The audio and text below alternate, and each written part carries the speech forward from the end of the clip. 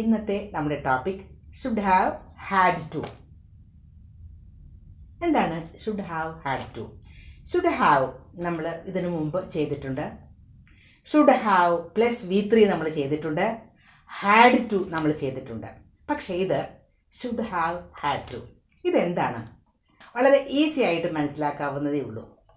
Should have plus V3 നമ്മൾ പഠിച്ചിട്ടുണ്ടെങ്കിലും had to നമ്മൾ പഠിച്ചിട്ടുണ്ടെങ്കിലും ഒന്നുകൂടി പറയാം. ഞാൻ അവിടെ പോകണമായിരുന്നു. പലപ്പോഴും നമ്മൾ പാസ്റ്റിലെ കാര്യം ആലോചിച്ച് നമ്മൾ പശ്ചാത്തപിക്കില്ലേ, റിഗ്രറ്റ് ചെയ്യില്ലേ, അയ്യോ ഞാൻ അവിടെ പോകണമായിരുന്നു. അങ്ങനെ പറയുമ്പോഴാണ് നമ്മൾ ഈ should have plus V3 form ഉപയോഗിക്കുന്നത്. I should have gone there. V3 എന്ന് പറയുന്നത് ഗോ എന്ന വെർബിൻ്റെ V3 അല്ലേ, ഗോൺ. അപ്പോൾ I should have gone there എന്ന് പറഞ്ഞാൽ ഞാൻ അവിടെ പോകണമായിരുന്നു എന്നാണ് അതിനർത്ഥം. അതുപോലെ തന്നെ നമ്മൾ ഹാഡ് ടു പഠിച്ചിട്ടുണ്ട്. ഐ ഹാഡ് ടു ഗോ എന്ന് പറഞ്ഞാൽ എനിക്കവിടെ പോകേണ്ടി വന്നു എന്നാണ് അർത്ഥം. ഇത് രണ്ടും ഇതിനകത്തുണ്ട്, ഷുഡ് ഹാവ് ഹാഡ് ടു. അതെന്താണ്? I should have gone there എന്ന് പറഞ്ഞാൽ ഞാൻ അവിടെ പോകണമായിരുന്നു. I should have had to go there എന്ന് പറഞ്ഞാൽ അതിനർത്ഥം ഞാൻ അവിടെ പോകുക തന്നെ ചെയ്യണമായിരുന്നു. പോകുക തന്നെ ചെയ്യണമായിരുന്നു എന്ന് പറഞ്ഞാൽ അതിനർത്ഥം എന്താ? വളരെ നിർബന്ധമായിട്ട് ഞാനവിടെ പോകണമായിരുന്നു. അത് കുറേയും കൂടി എംഫസിസ് കൊടുക്കുകയാണ്. Should have plus V3 form തന്നെ കുറച്ചുകൂടി എംഫസിസ് കൊടുത്തു കഴിഞ്ഞാൽ എങ്ങനെയാണ്?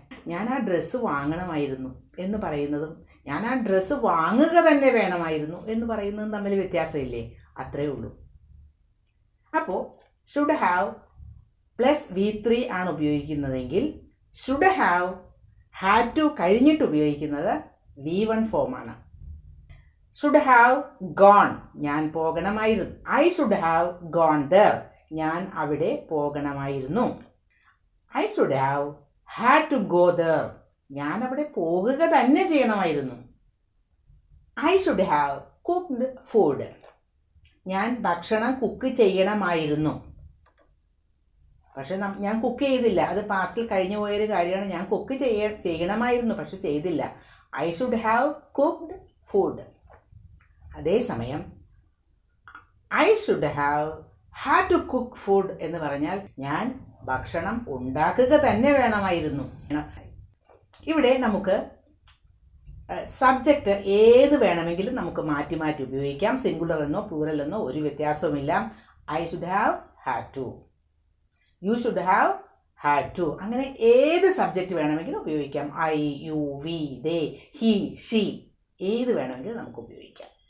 പക്ഷേ I should have had to കഴിഞ്ഞിട്ട് V1 ഫോമാണ് ഉപയോഗിക്കേണ്ടത്. You should have invited him, നീ അവനെ ഇൻവൈറ്റ് ചെയ്യേണ്ടതായിരുന്നു, ചെയ്യണമായിരുന്നു. You should have had to invite him, നീ അവനെ ഇൻവൈറ്റ് ചെയ്യുക തന്നെ ചെയ്യണമായിരുന്നു. അത് വളരെ നിർബന്ധമായിട്ടുള്ളൊരു കാര്യം, അതിന് കൂടുതൽ എംഫസിസ് ആയി അങ്ങനെ പറയുമ്പോൾ. അപ്പോൾ ശ്രദ്ധിക്കുക, യു ഷുഡ് ഹാവ് ഉപയോഗിക്കുമ്പോൾ പ്ലസ് V3 ഫോമാണ് ഉപയോഗിക്കുന്നത്. അതേസമയം you should have had to കഴിഞ്ഞിട്ട് ഉപയോഗിക്കുന്നത് V1 ഫോമാണ്. ആദ്യത്തെ സെൻറ്റൻസിൽ ഇൻവൈറ്റഡ്, അത് V3 ഫോമാണ്. പിന്നീട് ഹാഡ് ടു കഴിഞ്ഞിട്ട് V1 ഫോം ഇൻവൈറ്റ് എന്നാണ് ഉപയോഗിച്ചത്.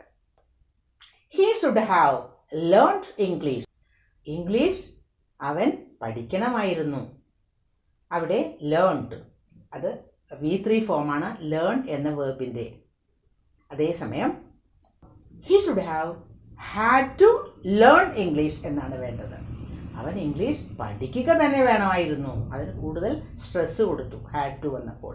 അത് കഴിഞ്ഞിട്ട് ലേൺ എന്നാണ് ഉപയോഗിച്ചത്, V1 ഫോമാണ്. അപ്പോൾ ഷുഡ് ഹാവ് ഹാഡ് ടു, അതിൻ്റെ ഉപയോഗം മനസ്സിലായില്ലേ?